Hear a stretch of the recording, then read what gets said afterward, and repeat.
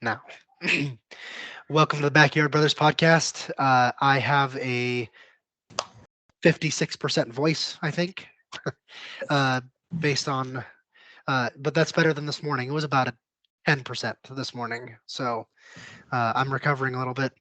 When you have a kid that goes to daycare, they bring back all tons of germs. So that's what happens. So, okay. So today we're going to be talking more basketball. Before we jump into that, wanted to mention one thing that happened this past weekend that we just wanted to mention that we know about, and there was a shooting at the Kansas City Chiefs victory parade where it came out that two people who brought their guns to the celebration parade got in an argument, and instead of shooting each other, they also shot 23 other people. One person died, 22 people were injured. Um, so obviously, no one wants that to happen, and it's a horrible thing that happened, and we want to make sure that we are aware of it and we're respectful to the families and to the people involved. And yeah, just condolences to everyone. Any of you three want to mention anything? I would I would just continue kind of what you said. It's a terrible tragedy that event had to occur, and that our thoughts are with the families that were affected by it. I just echo what you guys are saying. Mm. Yeah, it's just a sad situation all around, and hopefully we can move forward and grow. The one other thing that I would mention is that this shooting also happened at the Denver Nuggets victory parade last year, and so um, it wasn't as impactful. There weren't 22 people shot. I believe it was one or two was all, but still, the last two major sports winners had a shooting at the parade itself, and that's why Kansas City had talked about the potential for banning victory parades or bringing guns to that. I believe is was a bill that was going through Missouri law. But so it's weird that it's happened at two straight victory parades, and obviously not ideal in any way. Um, excuse me. Moving on from that, Dustin, you have a memory for us. Yeah, Excuse me. switching into basketball, we're going to be talking a lot of basketball, and then uh, playoffs start in April, just a couple months away. We're getting towards the end of basketball season, so wanted to talk about one of the more exciting um, NBA finals of recent past, which is 2021, and the Milwaukee Bucks versus Phoenix Suns. So I sent you guys a couple highlight videos that I'll mention specifically, but quick recap on the series. In the Eastern Conference Finals, Giannis had tweaked his knee and sat out for a game or two, and then came back into the final series. A little bit hobbled, but ready to go. And the Suns came out blazing, to use that pun if I can, and won the first two games well in hand. And then the Bucks made a significant change. They changed two things. They changed their defense and the way that they guarded the perimeter, putting specifically Drew Holiday on those guards. It was Chris Paul and Devin Booker at the time. And then they said, "Hey, Giannis, on offense, it's your team. Giannis, you're gonna play through you." And they did that, and the Bucks won 4 games in a row and won the series. Um,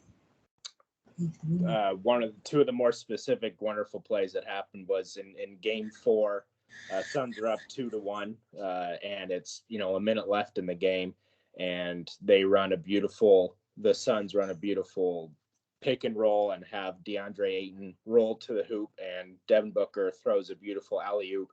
And Giannis has incredible recovery speed and is able to get to the ball just as Ayton catches it and knock it away uh, for a block. And then the Bucks recovered it, got down there, got a foul, got a rebound, and sealed the game um, in order to tie the series at 2-2. And then the very next game, Game 5, Again, it's down to the wire. Bucks are up by 1, and Booker drives into the lane, and Drew Holiday, one of the best defenders that the game has ever seen, gets a steal, strips it away, runs it down, and throws it up for an alley-oop to Giannis, who dunks it down and gets fouled for the end one at a time, which seals the game. Bucks go up 3-2, win the third game in a row, and then go into Game 6, in which they win it by double digits and get their title. Reactions from you on this game, the highlights you watched, and thoughts overall. I was a big Suns fan for that series, and that couples with being a Giannis hater, if I could say it that way. I his talent is undeniable. I just don't like the way he plays, honestly. I don't. Um, and I could go into reasons why, and we will, I guess, when we hit the Bucks in a few minutes, maybe. But so I did not want the Bucks to win that series almost as much as I wanted the Suns to win that series. And so it was disappointing. It was great to see the Suns win those 2 games, but it's undeniable that the Bucks made adjustments and the Suns just didn't at that point. You got to make adjustments to the adjustments, and that's basketball. That's sports. And when you have a 6-game series, things are going to change from game to game, and the Suns didn't capitalize on any of those. That block was amazing. One of the best blocks in playoff history, right up there with LeBron's chase down block. And so, in that game, particularly if the Suns go up 3-1, that series is probably over. Instead, the Bucks tie it up 2-2 and have the momentum and win 2 more after that. Yeah, I remember watching the games. Obviously when they happened a few years ago, and watching the highlights again, kind of remembering those moments. There in every sport, basketball, football, baseball, you name it, doesn't matter. There's always those times where you feel the tension rising, and then once that block or that shot is made, you're just, if you're for the team or against the team, it doesn't matter. You just jump off your couch and either yelling, cheering, or you're screaming. And it's one of those moments that just gets your adrenaline pumping and just makes you realize, like, gosh, I love sports. It's just one of those things that, and both of those highlights that you had sent, Dustin, were those moments. It definitely helps, not taking away from Giannis's speed at all, of course, but it definitely helps when you have, I think, a 7.5 or 8 foot wingspan, I think is what it is. Or maybe more than that. I'm not sure what it is. Something crazy, but anyway, so he's able to reach that block easier than, say maybe 70% of the league, and so maybe more than that actually, but that just still doesn't matter. It's just amazing what he did. Giannis is a fantastic player, and respect has to be given to him. He's just amazing. Whether or not you like him or not, I can understand not liking him. He's just amazing. You just gotta recognize where talent is. Yeah, when I thought that was a great pick overall, Dustin, for your memory, and the highlights that you showed, they were exciting, like how Cody was describing the sports moments that make us fall in love with a sport or with just with sports in general. And when I was watching that game in Game 6, closing that out, everybody was mentioning the build up to it. I felt like the Bucks had really figured something out that the Suns just didn't know what was coming. It's like a sucker punch or something. You don't know I'm going to hit you with something, but I know I'm going to hit you with something. And that something was Giannis. And they just kept hitting him with it. And Giannis performed. He stepped up. That's Scott, I get it. I hate Tom Brady. You know how hard that is for me? It's like, of course, yeah, I get it. Everybody loves him. He's great. He smashes my team, though.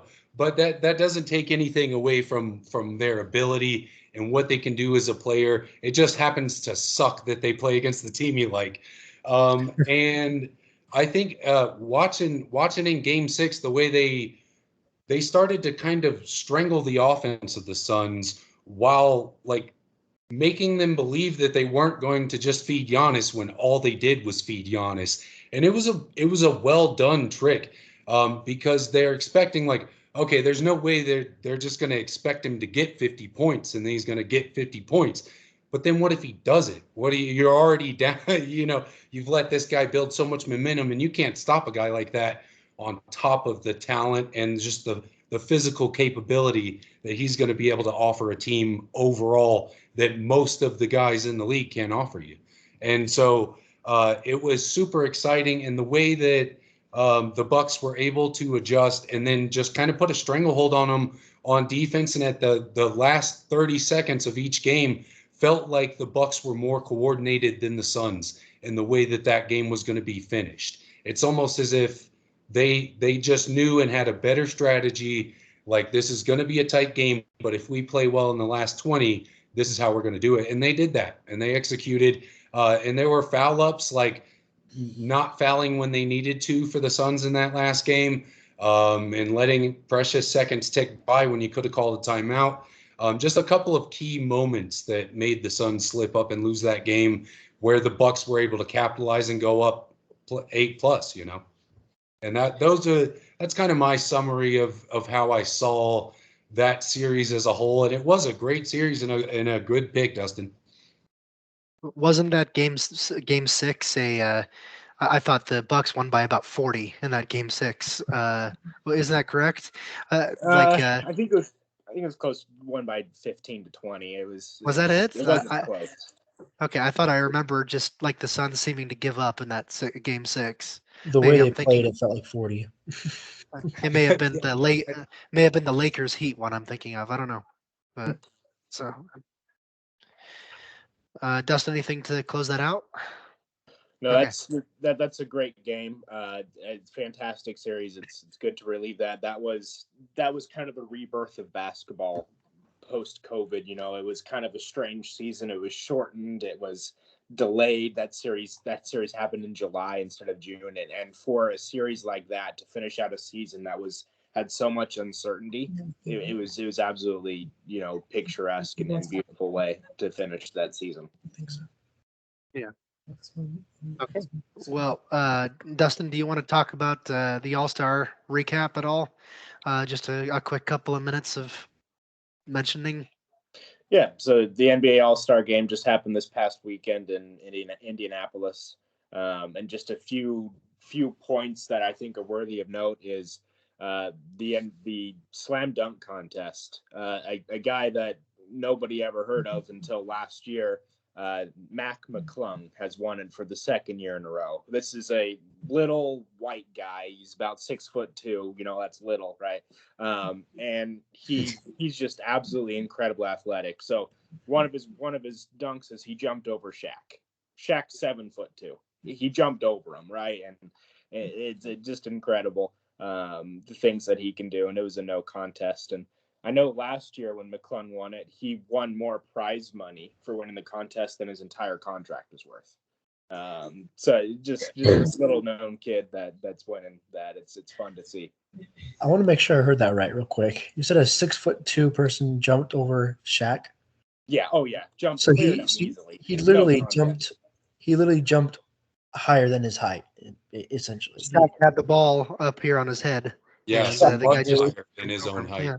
So, yeah, he jumped over him, threw the ball against the blackboard, caught it, and then dunked it. Oh, yeah. White men can jump sometimes. If I can quick mention of the dunk where he went over the shorter white dude, grabbed it, let go, grabbed it back, and they didn't score him like he deserved, bro. Homie's sick for that. That was ridiculous. And most of the announcers were like not acting like it was a big deal. And I could tell that one of the older kind of pro dudes was like, no, you guys they're not scoring that right. Did you not see what he just did? And I had major respect for that dunk. Absolutely crazy to find out that he's 6'2". If I'm in the YMCA and that dude does that, I'm losing it. I'm kicking the door. I'm breaking stuff. I'm probably getting arrested that day just for having seen that happen. That's a perfect reaction because it was amazing. He's incredible. I thought, I don't know if he'll get it because he plays for the OCO Magic. He's a G League player. And he got called up to the NBA for 10 days so that he could participate in the dunk contest. And so I hope something about that kid. Yeah, I hope that he gets a bigger shot in the NBA coming in the future because he's definitely made a name for himself. Where do you go to college? You're muted, Scott. I saw you answering, but I didn't hear you. I'm here. I thought it was Alabama, but I'm not sure if that's right. I don't remember. I looked him up earlier to see, and it was a college that is known for basketball, but I can't remember what it is. I'll have to look it up. It was Georgetown. Georgetown. Okay. Just curious because I'm credentials can get you so far. Dunks like that get you talent, but dunks like that aren't playing in the NBA at 6'2". Like it's and that's not to discount. I mean, Muggsy Bogues, how short was he, Scott? 5'3". 5'3". So like it's possible, but it's a super rarity. It's like, and so it would be great to see, it sucks to call 6'2" average, but your average guy in the NBA. But I don't know that would pan out, just size difference and unless he was like an all-star in college or something and plays point guard. Yeah, and there definitely are a handful of players. We'll talk about them later who are 6'2" or shorter that are tearing up the league. Absolutely. We'll talk about that as we get into some teams here in a little bit. But moving on to the 3-point contest, which was exciting, but the most exciting part for me was the contest between Stephen Curry and Sabrina Ionescu. Sabrina Ionescu, WNBA All-Star, and they said, okay, let's put these two together, the best two shooters in the two different leagues, and see how they do. And Sabrina scored 26 points in the 3-point contest, which the actual 3-point contest, 26 was the high. Damian Lillard won it with 26 points. And so she's absolute baller, and incredible. It was fun to watch, but you don't beat Stephen Curry at his game. Stephen Curry went out there and I think he got 29 and won it. But it was just so fun to see those two leagues merge and say, there's absolutely no difference in talent. You could talk all about biology and all this stuff, but the talent there is absolutely comparable. Absolutely, and I loved that she was in his league, literally. Like she was knocking down those shots from all over the place too. It seems like she got tired a little bit on the last 2 or 3. What are they called? They're Racks. called something. Racks. Thank you. The last 2 or 3, I think she only made like half of those, but she was making all of every single one of them for the first 3, and so she was right in his league. She was shooting from the NBA point range, not the WNBA, so she was making NBA 3-pointers, and so I was really happy to see that. And like you said, I mean, I don't think we're ever going to have an integrated league, but hope it's cool to say that some of these female players can be right up there with the NBA players, and Caitlin Clark coming out of Iowa might be one of them. So, yeah. Just to add to what you're saying, you had said that the last 2 or 3 racks you'd probably gotten tired and only made about half of them. And I'm thinking, if I can make half of those, that'd be amazing, like. And so if I can make maybe 10% of those 2 or 3 racks, I'd be happy. Yet she's making half of it when she's tired. That's that's impressive. Yeah. The last thing to wrap up the NBA All-Star game is I liked that we returned to the old school format of East versus West, where in the last 5 to 10 years there was team captains and they would choose, and they had a little different format to help honor Kobe Bryant, which I thought was cool at that point. But return to the original East versus West format, and the East won even against a West team that is full of Hall of Famers. And so I liked the return to East versus West. That's all. I do too. Yep. I like that too. I just want to Oh, sorry. mention the Go ahead. shellacking that we gave them. Are we not going to say the score, guys? Come Yeah. on. Is 200 and what? 211 points. Say it again. 211 points. The East Thank won. you. To East what? scored. It was 100. I think it was 211 to 187 or something like that. Right. They smoked them.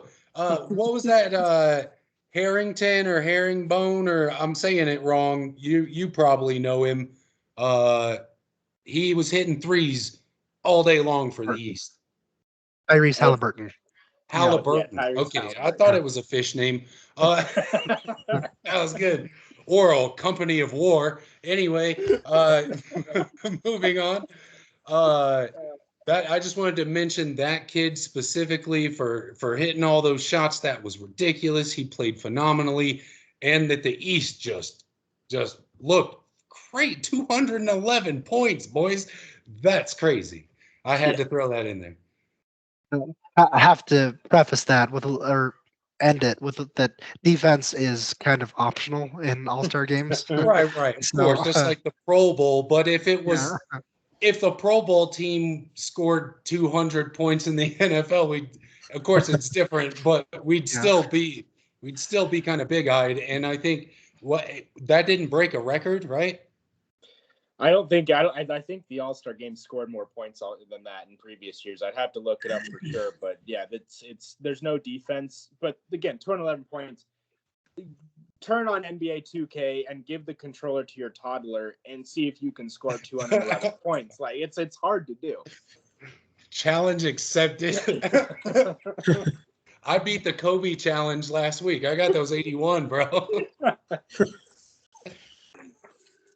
All right. We're gonna jump into the NBA midseason report. We're a little past midseason, but it's where the All-Star game is, and so that's why we're doing it now. So we did the Atlantic Division last week. One thing we wanted to mention, though, that happened in the Atlantic Division is that Jacques Vaughn was fired from the Brooklyn Nets. That was surprising to me. I don't know about anybody else. It seems like the Nets don't want to keep a coach more than a year or two if they're not competing. So Jacques Vaughn's a good coach. Dustin and I remember him most for playing for the Jazz for several years with backup for John Stockton. But he's fired.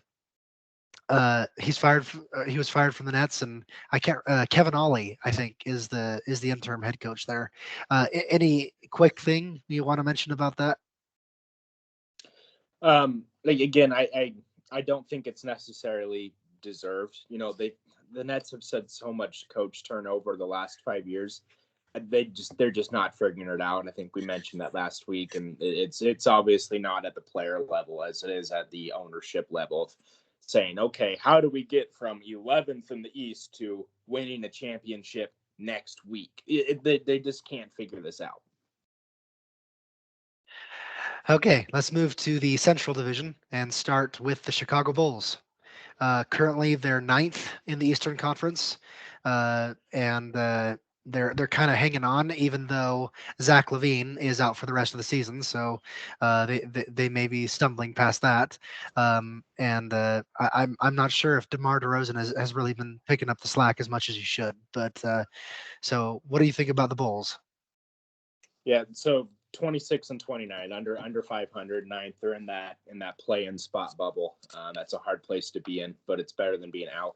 A few things to mention. DeMar DeRozan is a fantastic player. He's one of the few players that have averaged, 25 points for 10 consecutive years. So he's a fantastic player, but I think that there's a strategy issue here with Billy Donovan because the team is 25th in offense and 28th in assists. And so I think the strategy is give the ball to star players and watch. There's just not an offensive strategy here. And I think that that's the issue. That might be a Billy Donovan issue because it seemed the same in Oklahoma City with Kevin Durant. Give him the ball and watch him go. So. With Kevin Durant, that's not a bad idea. Yeah, that might work. Yeah. But you need like mega stars for you to lean on one guy, two guys, and I don't really see, other than DeMar DeRozan, who do we have in Chicago that you could really lean on, you know? Yeah, I Ha- mean, I was just Vucevic is great, but he's not the guy to lean on. Kobe White is really coming Yeah. into his own. He's going to be the future of the team, but he's not the guy It's yet. not there, though. And you need That's two what I of was those gonna say. guys to pass Yeah. it to each other, to get assists off of each other.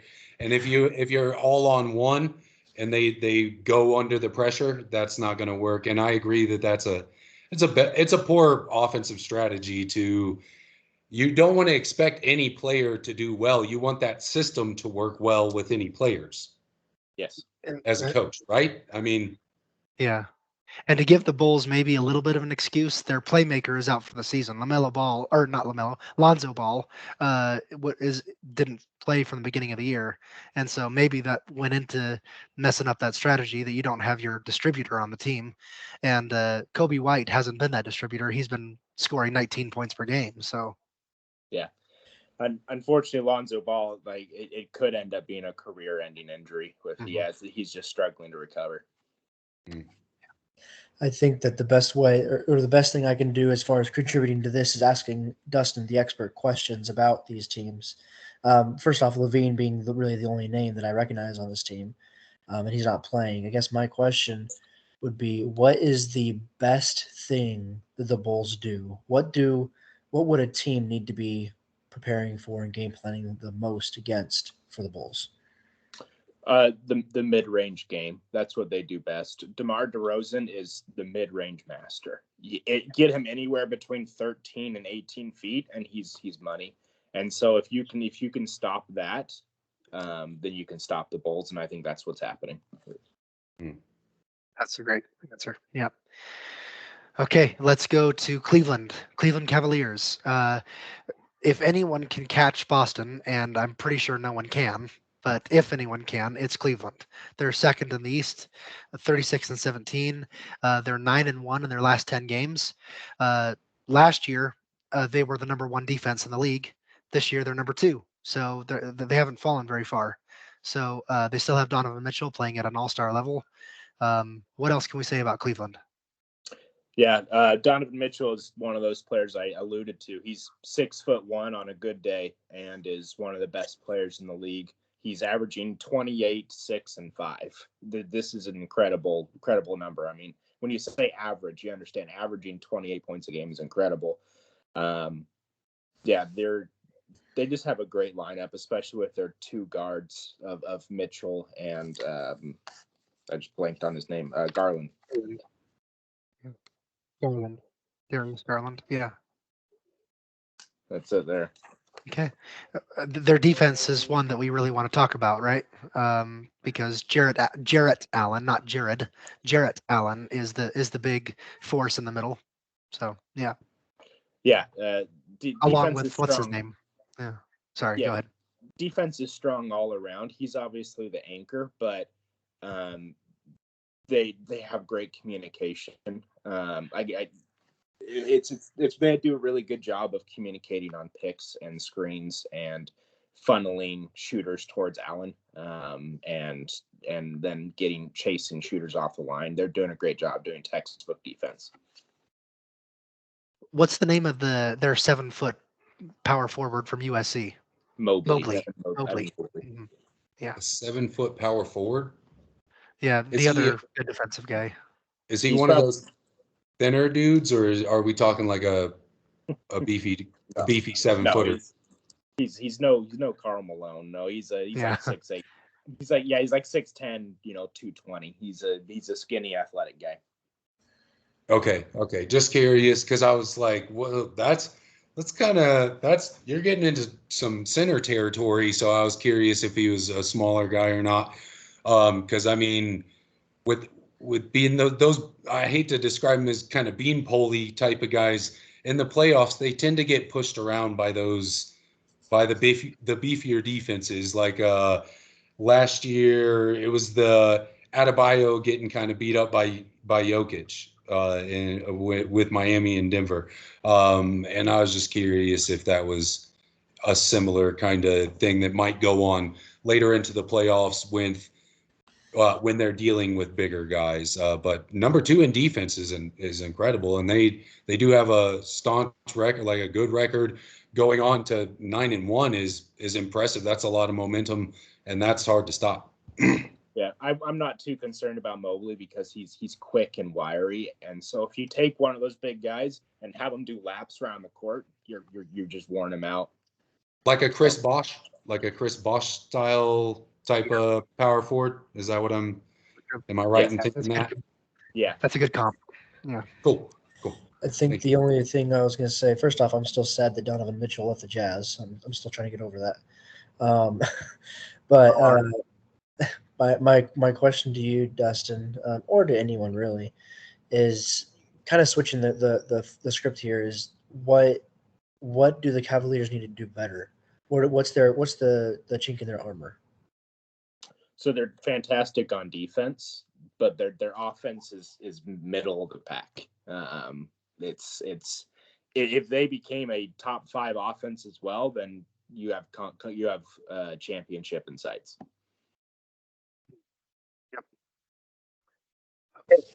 Let's talk about the lowly Detroit Pistons. Remember, they set the NBA record with 27 straight losses earlier this year. They have gone 3-7 in their last 10 games, but they still have won less than 10 games the entire season. They're 8-46. So is it time to blow everything up, or are we moving on and trying to rebuild this roster because we thought that they'd be further along in the rebuild than they obviously are? How about you get Flint some water before you give them any more money? Sorry, I know we're not political. My bad. But they got to win 10 games before I'm willing to let people die from water. So, yeah, they did blow up this roster a while ago, and yeah, it's taking time to recover. But yeah, this team is not doing great. 23rd in offense, 27th in defense, just not doing anything particularly well. But they have a lot of youth there.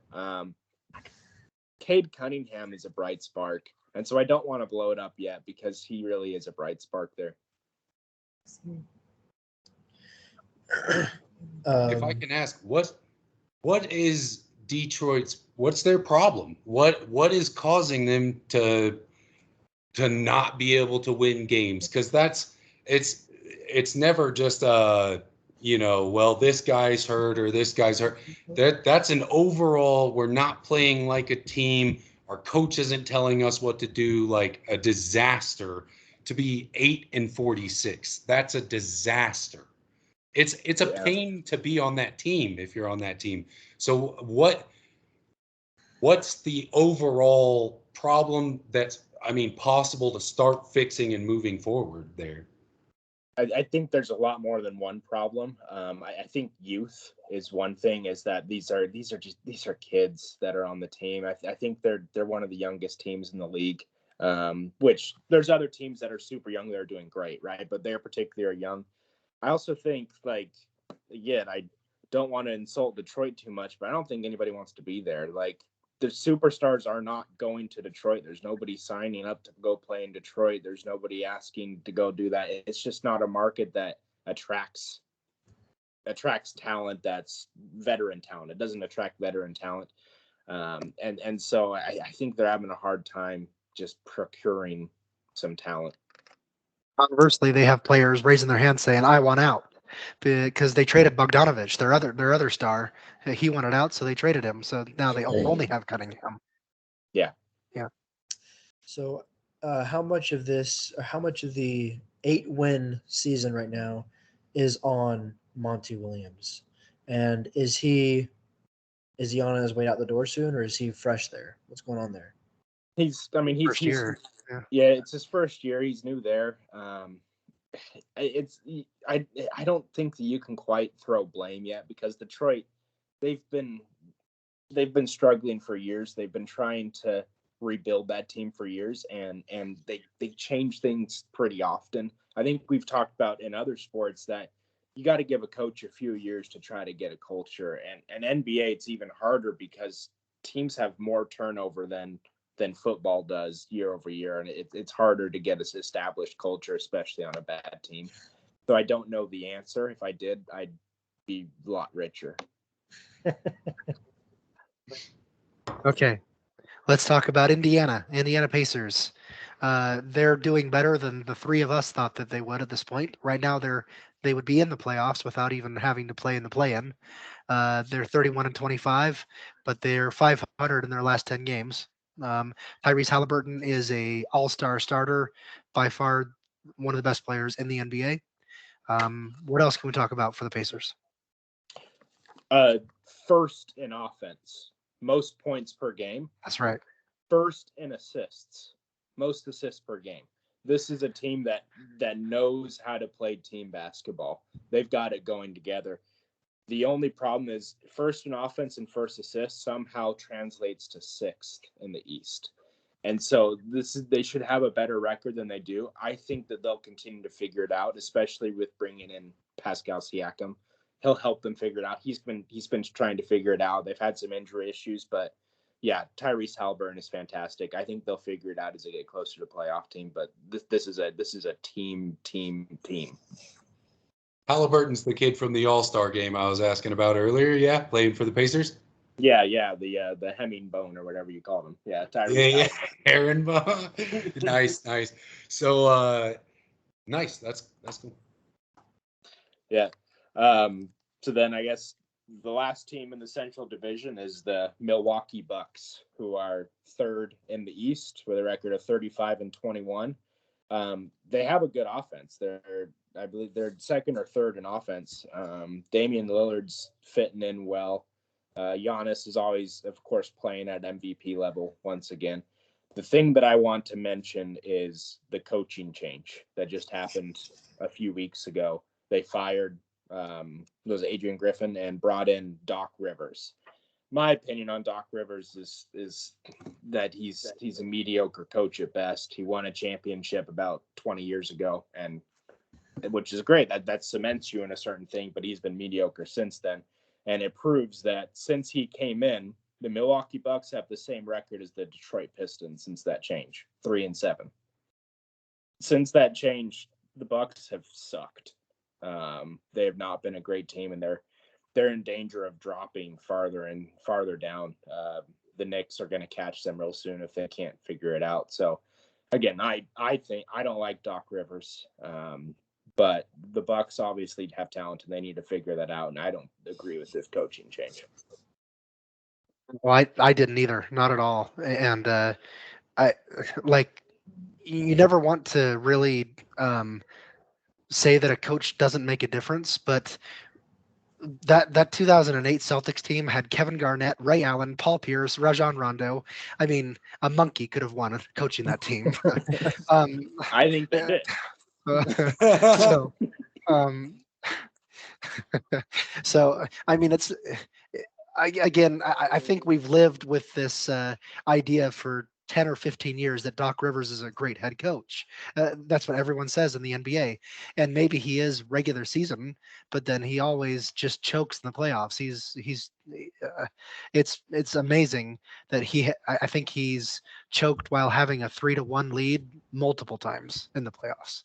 Yeah. And so, it's obviously hasn't been a good change at this point. The Bucks were doing fine with Adrian Griffin, and now they're not with Doc Rivers. And so, what's the common denominator there? So, yeah, I think I was watching. I think it's Iman Shumpert, I think is how you say his name. He was on a podcast talking about really explaining why Doc Rivers was overrated and the teams that he had destroyed that should have been championship teams that he just did not coach well. And so I have to kind of agree with you guys that he does seem to be overrated, because the way that Iman was laying it out was like, look at the people that were on the team. Everyone you just named for Boston, he lost with. He had Embiid plus who else on the 76ers, lost with them. And there was one more team that stood out in my mind that was just incredible. He had the Clippers. He coached the Clippers for 6 years with prime Chris Paul and Blake Griffin together, and you had they couldn't Jamal do anything Crawford and JJ Redick on this team, and they continued to make it first, second round at best, and lost multiple 3-1 leads there. I mean, wasted a prime Chris Paul, one of the greatest players of this generation. I got a science joke for you. He must be made of iron since he's killing all these stars. Huh? It's pretty good. If you know the life cycle, just saying. I respect it. I think I just literally looked at my brain because my eyes rolled You back. did. I saw that. I actually watched. I watched you see memories of when we met. Oh. Good. All right, that's good. Oh, Cody, go ahead. No, I'm sorry. I was actually just gonna say I'm not sure I have anything about this team. So. All right, we'll move on to the Southeast Division then in the NBA. Since I think we covered everybody. Yeah. Atlanta Hawks. All right, Atlanta Hawks. Currently 10th in the East, 24-31. Third in offense, but absolutely terrible in defense. This is a team that says, "Hey, do you think we can just put up points and try to win?" Obviously, Trae Young is special, scoring 27 and 11. He's a superstar, but they just can't figure this defense out. Yeah. I mean, scoring 121 points per game is really good. Giving up 124 per game is a problem. You don't win. So, yeah. Yeah, I mean, you consider that half the teams you play are below average scorers and still able to put up 124 on average against you. It just means that you're just letting them go past you. They need to figure this defense out. Yep. So help me understand this a little bit, because I'm used to thinking of NFL where defensive players are different than the offensive players. When in basketball, the offensive players still play defense. So if they're so good at offense, if they're so talented, why can't they play defense? What's going on? What's the game plan? Is it a strategy issue? Is it a talent issue? They just can't convert to defense. Help me understand that and help other not as invested basketball people understand this. It can be a lot of different things. You guys can chime in too, but it could be a bad prioritization by the coach and general manager of, I'm gonna put my players on the court who are gonna get me points, and they may be not so great on the defensive level. We've talked in the past about certain fantastic offensive players who never saw a game in the league.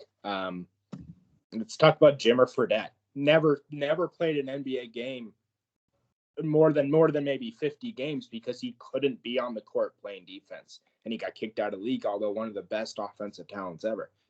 And so it could be a prioritization issue of the GM trying to prioritize an offensive score versus a defensive thing, and defense wins championships. Every sport will tell you that. It could be a prioritization thing. It could be also a size thing. Trae Young is a liability on defense, unfortunately. He's small and slight and just doesn't quite have those instincts. So there's a lot of different factors, but I would say prioritization. Nothing to add to that. Yeah. Yeah, I'd have to basically agree and just say that imagine so. To your point, Cody, how in football, you have players meant for this, players in basketball, you have to be both.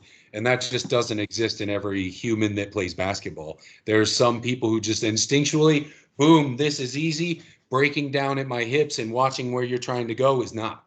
And that's just part of that. And then if you don't fix that, if you don't have an eye for who is going to play defense for you, and you let that slip because he can shoot the three, it's a problem. If Steph couldn't get you steals, he wouldn't be in the NBA. You know what I mean? Yeah. It's that kind of thing. Yeah, one thing I love about the current generation of the NBA is every position is expected to be able to guard every other position. You as a point guard, as a 6'2" point guard, are expected to know exactly what to do whenever a 7 foot, 280-pound guy starts backing you down in the post. You're supposed to know what to be able to do in order to defend him.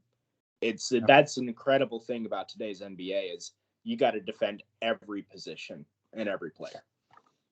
Yeah, I wonder if this is controversial to say, but like I think that playing defense is a harder skill than playing offense. Oh, Uh, absolutely. so 100%. I have to agree yeah, with you. yeah, yeah. Yeah, not Uh, controversial at all.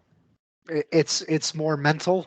It's more yeah. It's I mean it's easy to sit on a you shoot baskets on a gym by yourself. That's all offense. You can't Can't practice play defense by defense yourself. alone.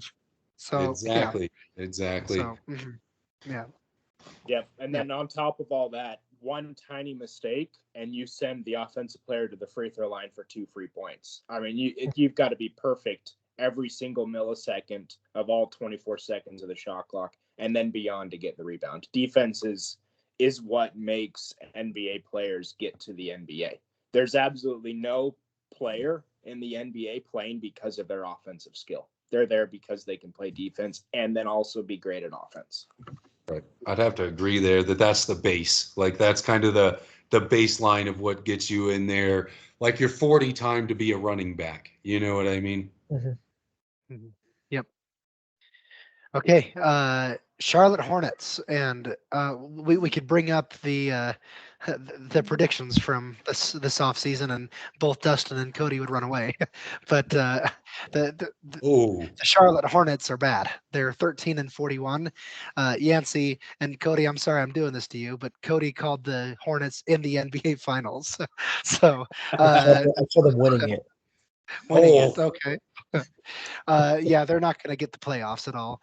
Obviously, they're supposed to be better than they were this year as well, but LaMelo Ball is the only good they have going for him, I think, right now. But Dustin, Yeah, and he's injured. He's been injured a lot this season. that's right. Yeah, look at some of their stats. 28th in offense, 27th in rebounding, 26th in assists, 24th in defense. You can't pick one to be good at. If you can't be good at all of them, at least pick one, and they just can't. And I think the thing that I'd like to point out is their point differential. Their average point differential is about like 10.5 points minus, oh. negative 10.5 points. They're just getting blown out. Even the games they're winning aren't pulling that average up high enough to be respectable. I have nothing else about the Hornets myself. No. I'm Quick hiding my comment about emotions. the what's his name? The dad of the Ball fathers. That dude beats kids better than the Jackson dad. Well, look at that talent in that family. Sorry, it's an off-color joke, but that's a good one. R is his name. Yeah. Okay, moving on. Miami Heat, defending Eastern Conference champion, so far is 7th in the NBA in the Eastern Conference. I mean, would be playing in a play-in game. They've hovered right around 500 most of the year, and yeah, take it away, Miami.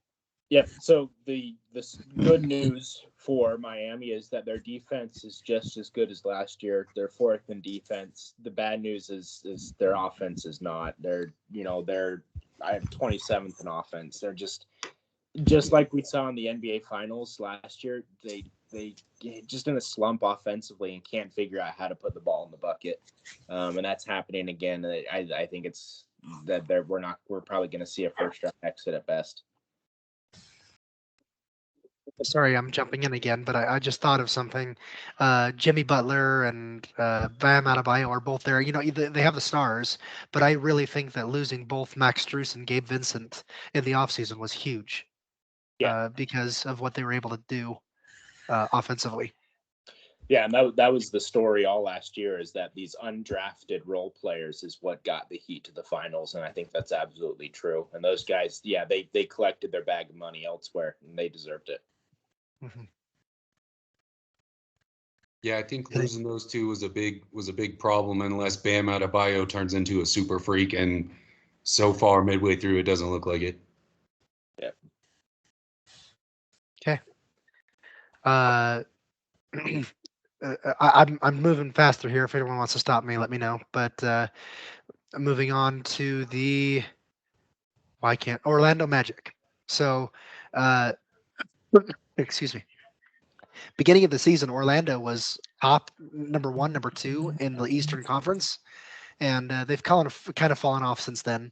But they're still number 8. They would still be in the playoffs, and they've kind of rebounded a little bit in the last couple games. But so I think we can safely say that I was hoping his name would come to me. Paulo Banchero. Right there. Yeah, Paolo Banchero is legit. He's a guy. He's going to play in the NBA for a long time. Yeah, he's special. He's going to be a superstar. Come back in 5 years, and he'll be like the Jason Tatum of today. He's going to be a superstar. Suggs is also special. I'm blanking on his first name, but Suggs is also special. The message to the Magic is don't break the team up. The Magic for the last 30 years have lost a star player that they drafted because they didn't want to pay them. They didn't want to sign that money. They lost Shaq that way. They lost Dwight Howard that way. Don't do lost it again. Penny Hardaway that way. Yeah, last Penny. Yeah. Like, don't do it again. Like, pay Paolo Banchero. Like, he's worth it. Is Banchero a rookie, or is he or something else? Because I have never heard of that name. He was a rookie last year. Yeah, it was his second year. Sophomore season or whatever. He was the first overall pick last year and rookie of the year. Yeah, he's a Duke kid. He's been performing at that level consistently. It looks like what he's averaging real quick, Dustin, if you don't mind. Oh, I'd have to look it up. Oh yeah, I'm gonna do that right now. Don't worry about it. I was just trying to figure it out if we had it handy. He's averaging 23 points, 7 rebounds, 5 assists per game. That's not bad. That's not bad at all. Very good. That's a pretty young kid in the league age. You know, I don't know his real age, but like league age, that's good. That's on par for, like you're saying, that's somebody to look at to start taking over if he continues to perform like that. He's only 21 years old. Oh, nice. Yeah, he's going to be great. If he gets he'll be great, but we'll see if he's great in Orlando. Yeah. Okay. Washington Wizards, last team in the Eastern Conference. This is where I run away in shame because they were the ones that I picked to surprise some people, and no, they also have not won 10 games yet. They've won 9. So. Yep.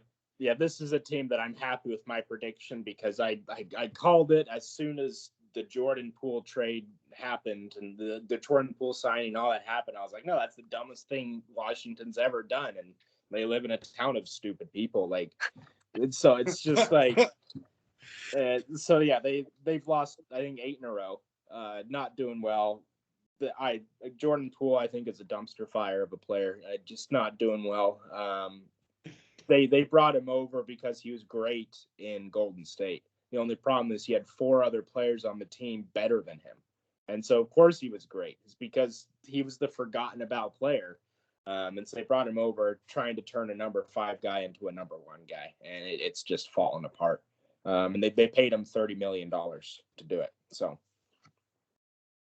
Yep. And you said that at the very beginning of the preview when we did that, and I said, you know what, that makes a lot of sense, and I don't feel great about my prediction anymore, and now I definitely don't. So, does he have any kind of supporting cast or not? I mean, it doesn't look like it, but yeah. What's the Utah kid? Yeah, Kyle Kuzma. Yeah, Kyle Kuzma, the Utah kid. He's good. He's good. He's tall, athletic, long. He's great, but he has like exactly 1.5 skills, and most of them are dunking and getting to the rim. So he's really good support, but he can't be the guy. One-dimensional, and that's not enough to support a basketball team of 2 people with one getting overpaid. Yeah, gotcha. I think he makes about 34% of his 3-pointers, which is okay, but that's not good enough to do it in today's NBA. You got to be up closer to 40. Gotcha. Yeah. Okay, so let me get your thoughts. Can we do 5 more teams in the West? Yeah, let's do 5 more. Okay. Let's go to the Northwest and Denver Nuggets, the NBA champion, defending NBA champion. Not quite as good as they were last year. They were the number 1 seed. Right now, they're the number 4 seed, and they're 500 in their last 10 games. Um, what's up in Denver? Is this all about nothing, or is there something there that we should be concerned about them repeating?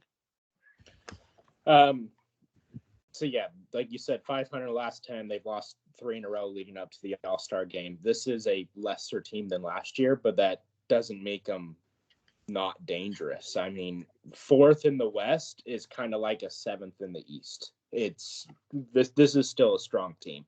Jokic is obviously, he's getting close to that triple-double average, 26, 12, and 9. He's obviously an MVP candidate once again. I'm not concerned about the Denver Nuggets being a first-round dropout, but I don't think that they're a championship contender unless they can kind of ramp it up, which they obviously can if they get to that. Is Jokic, has he been injured this year? Or I'm looking at his points, his average points, and it looks a lot lower than it was last year and normally. It's 26 points a game. That's still good, obviously. But I thought Jokic is kind of averaging like 29, 30, 31 even a game. I think, isn't he the reigning MVP? Yeah, he No. was. Sorry, yeah, MVP 2 years ago. Sorry, MVP 2 years ago. Yeah, I mean, 26 is great, and the difference between 26 and 29 is marginal when you're scoring that much. And so he's still just as good as he's ever been. And there hasn't been too many of the injuries. There has been some, but again, I just think that you see this a lot with the team that won the finals, just kind of a little bit burnt out the next season because you're playing a lot of games. A lot of basketball. Yeah. Okay. Quick note. Go ahead, Yancey. Sorry. Do we still have that Braun kid in Denver, right? Yeah, Zach Brown, So- I think is the way you Christian say Braun. his name. Christian Brown. It looks yes. like Braun to me. So when I was watching them last season, one thing that I thought about when I was watching Denver is their secondary players, the players that don't really get talked about as much, were performing at pretty high levels. That Braun kid was hitting shots we needed them to hit against the Heat, and they have like a deep team. I wanted to say, like in the guard position, not necessarily with the big guys. When Jokic leaves the court, they're a lot softer on defense and they get a lot less scoring opportunities on offense, I noticed. But Gordon and Braun were two guys I wanted to mention that I noticed play exceedingly well when they're on the court. And they seem to perform where you need them to when I've watched them in the playoffs. Yeah, those 2 guys, they each dominated one game in the NBA Finals and really won a game for the Nuggets. Christian Brown, I think it was game 2 that he just dominated, and Aaron Gordon was game 5 where they won it. Gordon was a beast in the later into the playoffs. Yeah, and then Michael Porter Jr. he's that sneaky guy that can absolutely, you have no idea he exists and then show up the next game and drop 25 points just on accident. Yeah, he shoots really well. Yeah. If he's open, you have to be concerned with that kid. And I think just overall, they're a deep team that's hard to deal with because of all the things they do well collectively. As a Nuggets fan, Porter is frustrating because he seems like he should be a dominant, like, all-star player, but then he misses. He goes on games where he misses those easy shots too. So yeah. True. Yeah. Okay. Minnesota Timberwolves, the next one, and the number 1 team in the Western Conference and the number 1 defense in the NBA. So let's talk about Minnesota. Yeah, Minnesota might be the favorite for the NBA Finals right now. This first-ranked defense, and automatically you see Gobert down there and say, oh yeah, Stifle Tower. He's going to be a Hall of Famer, 3-time Defensive Player of the Year winner. Obviously, you look at Gobert, but like watching how their wings and their guards play defense is incredible. They have tall, long, lengthy defenders that do really good at switching, and they don't let Mike Conley get on a bad switch. They know exactly when to switch and when not to switch. Those wings really help Gobert and Cat in the paint defend it and rebound well. They're fantastic. And then with all the names on the team, I don't know if you'd be surprised to learn that Anthony Edwards is the leading scorer on that team. He's absolutely fantastic. Yeah, you have that big three with Carl Anthony Towns, Anthony Edwards, and Rudy Gobert. But then, like you said, the wings. What's his name? Is it McLaughlin? Yeah. No, not McLaughlin. McDaniels. He's the one that unsung hero that really does a lot for that team defensively on the wings. And then slow-mo Kyle Anderson is just one of those guys that's so frustrating because, like, he hasn't finished his combine 40 that he started 10 years ago. He just hasn't finished it yet. He's not there yet. I'm trying to drink water, bro. But he's a great player. Great. Okay. Let's go to, is it Oklahoma City? Yeah, Oklahoma City Thunder next. Happens to be the next team in the Western Conference, number 2. So just to mention the 3 teams that we just mentioned, 1, 2, and 4 in the Western Conference. So this is a stacked division, to say the least. So Oklahoma City, Dustin, take it away. Your shirt says 37 and 17, doing great. This is a young team. I think they're like the second or third youngest team in the league. But this is a really good team. 4th in offense. It's easy to talk a lot about Chet Holmgren. He's great. If it wasn't for what Wemby's doing in San Antonio, Chet would be the rookie of the year. But to talk about Shai Gilgeous-Alexander, SGA, I'm trying to think, looking at some of these stats, I think SGA might and maybe probably should win the MVP. Not as only scoring 30 points a game plus, but his plus minus is incredible. He is a plus minus of plus 7.6. When he's on the court, the team scores 7 more points than when he is not on the court. That is an absolutely huge number. And if you want to know anything about how good a player is, that's the stat to look at, is their plus minuses. When they're on the court, how many more points do they score versus not? And he's plus 7.6, which is, if you see a plus 2, you say, oh, that's great. He's plus 7.6. You almost need that guy on your team at that point if he's able to influence the game that much. Yeah. So tell me a little bit about this Shai Gilgeous-Alexander guy. I've never heard that name before, and yet he's scoring 31 points a game. Yep, that's who we're just talking about. Plus 7.6. That's what we were just talking about. I thought you were talking about Chet Holmgren. No, SGA is a plus 7 point plus minus player. You haven't seen that type of numbers in a long time, and that's what convinces me. If I have a vote for MVP, I'm putting it on SGA. I think we've seen that kind of number since LeBron's early days in Cleveland. So, yeah. Okay, 4th team in that division, the Portland Trailblazers. We got to go. We got to scroll down here. They are 14th in the West. They've lost 6 in a row. They've won 15 games total this season. Chauncey Billups is in a tough situation. He's the one thing that he has going for him is he was just named to the Hall of Fame. So, as a player. So. I was going to say he's coaching, right? Because there's no way Chauncey Billups is playing point guard. I was like, I just put him on my ultimate team the other day. There's no way. Yeah, it's good. That's good. And an absolutely special player, and it's unfortunate to see him struggling as a coach. But you can see that it's on the offensive side. The 29th in offense, 30th in assists. They're not passing very much, and you can look at their roster a little bit. Jeremy Grant is the number one scorer, number one player on the team, and he's a great player, but he's better when he's the number 2 or number 3. Having him try to be the number 1, it's just a tough position. He's great, but he's not excellent, which, yeah, you can't have an excellent player on all 30 teams. That's just the way it works. But yeah, this is a team that didn't send anybody to the All-Star game, and it's easy to know why. Yeah. I mean, obviously they blew up their team this offseason. Their 2 best players are gone, maybe even 3. Damian Lillard obviously went to Milwaukee, and what's the big guy's name? That went to wherever he went to. I can't remember. The Croatian guy. Nurkic, yeah.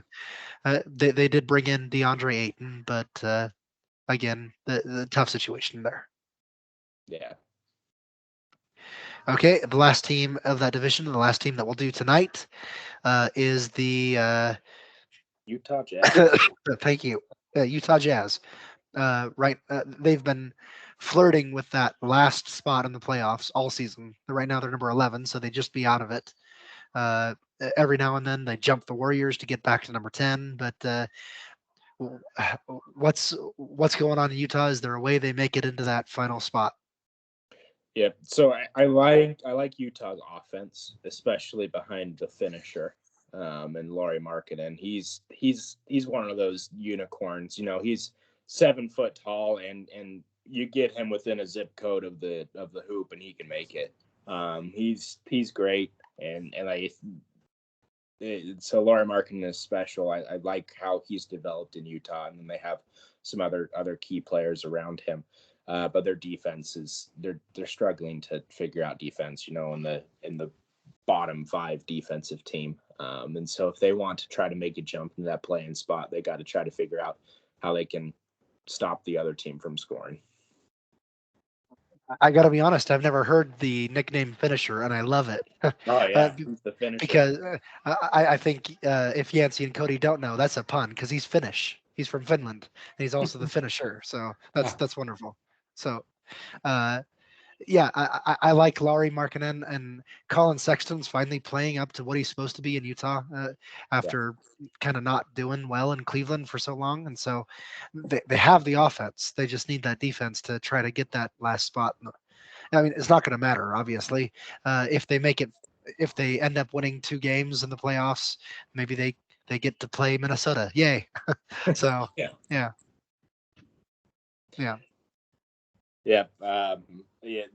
This division is absolutely stacked with 3 title contenders all in the same division. I'm especially excited to watch what Minnesota does, and so Cody, you've asked before about, you know, who to watch or what to watch for. You know, if you can catch a Minnesota Timberwolves game, they're especially fun to watch on the defensive side, and how well they just play the pick and roll.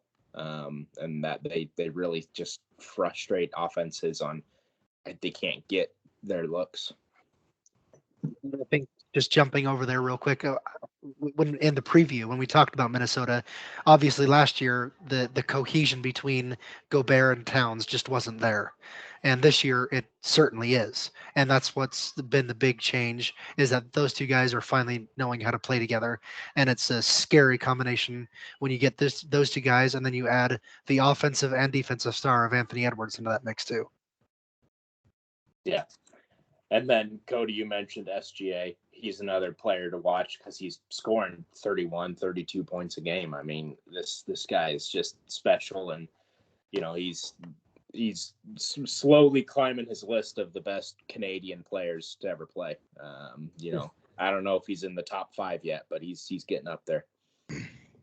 Quick question. Who do you think, Dustin, your personal opinion, like you get to make the fantasy game right now, for who's the opponent to play the Timberwolves to make the best series? Celtics. That's the game you'd want to see there? Yeah, absolutely. Not only because they're both the juggernauts of their divisions, but because they both do both things well. Both offense and defense, they both do really well. And so it'd be interesting to see how the wings of the Timberwolves try to guard the wings of the Celtics, because that's where their strength is. And then you have two very similar power forwards in Porzingis and Cat, and so you have very similar teams playing against each other. And so it'd be very interesting to see how they defend each other, since it's like they're very similar in style and play and roster even. Nice. Does anybody else have a different team that they'd like to see take on the Timberwolves that would create a maybe just personally why you'd rather see, like, I want to see the Nuggets because I like the Nuggets, take them on if that's possible. But is there anybody else that would want to chime in with somebody better than the Celtics or better matched up? Anybody? I mean, there's no one better than the Celtics. Right. The Celtics are I mean, even including Minnesota, Boston is the best team in the league by about 6 games. And so, the only other matchup I would say would be Cleveland because of their defense as well. But that's provided that they can score enough on offense, because you're going against Minnesota, Cleveland's offense might have a meltdown. So, yeah. Gotcha. Yeah. Plus, there's the history of Mitchell and Gobert, which they just didn't That's get true. along Ooh, with Utah. that'd so be fun. to see them. Ooh, that'd be fun. Yeah, I now want that. I want to see Gobert and Mitchell, like, you put them in the ring like they do in hockey, and just have them. Well, we'd have to bring a stretcher for Mitchell, so let's not do that. So, okay. Well, that's the 15 teams we did today. We will finish the NBA midseason report next week, where we hit the final 10 teams, and so we'll get along that way. And coming up very shortly, we're going to be talking about March Madness. So before we leave, she wants to say bye-bye. So Bye, Ivy. say bye-bye. Bye, Ivy. So yeah, okay. Talk to y'all offline and next week.